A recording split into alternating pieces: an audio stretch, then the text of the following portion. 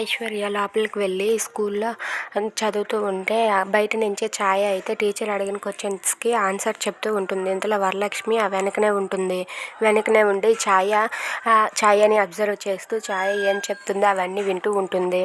ఛాయ ఆ మేడం అడిగిన టేబుల్స్ అన్నింటికి ఆన్సర్ చెప్పేస్తూ ఉంటుంది. కానీ అక్కడ ఉన్న వాళ్ళు ఎవరు చెప్పకపోయేసరికి వరలక్ష్మి అయితే, ఏంటి నువ్వు ఎక్కడ నిలబడి ఆన్సర్స్ చెప్తున్నావు, లోపలికి వెళ్ళు అని చెప్పి అంటుంది. నేను లోపలికి వెళ్ళకూడదు, నా దగ్గర స్లేట్ లేదు కదా అని చెప్పి అంటుంది.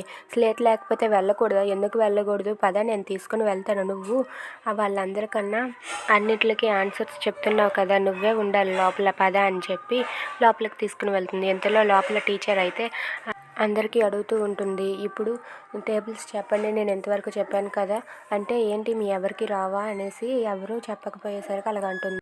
అమ్మ ఐశ్వర్య నువ్వు చెప్పు అంటే ఐశ్వర్య చెప్పలేదు. ఇంతలోనే వరలక్ష్మి అయితే ఛాయని లోపలికి తీసుకుని వచ్చి, టీచర్ ఇదిగోండి టీచర్, ఈ అమ్మాయి చెప్తుంది బయట నుండి అని చెప్పి అంటుంది. ఏంటి ఈ అమ్మాయి చెప్తుందా అని అడుగుతారు.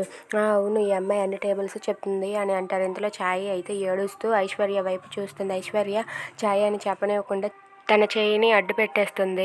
అది చూసి టీచర్ అయితే, ఏ ఐశ్వర్య నువ్వేం చేస్తున్నావు, ఆ అమ్మాయికి ఎందుకు చేయి చూపిస్తున్నావు అని చెప్పి గట్టిగా తిడతారు. ఇక ఛాయ అయితే అక్కడ నిలబడి ఉంటుంది. టీచర్ చెప్పు నువ్వు ఇప్పుడు నీకు ఈ టేబుల్స్ వచ్చా అని చెప్పి అడుగుతూ ఉంటారు. ఆ మాటలకి వచ్చు అని చెప్పి టకా టీచర్ అడిగిన క్వశ్చన్స్ అన్నింటికి ఆన్సర్ చెప్పేస్తుంది. అది చూసి టీచర్ అలాగే అక్కడ ఉన్న వాళ్ళంతా చాలా హ్యాపీగా ఫీల్ అయ్యి క్లాప్స్ కొడుతూ ఉంటారు. ఇక ఛాయ అలా చెప్పేయడం చూసి వరలక్ష్మి అలాగే టీచర్ ఇద్దరు కూడా ఒక్కసారిగా షాక్ అవుతారు. If you like this video please like, share and subscribe. Thanks for watching.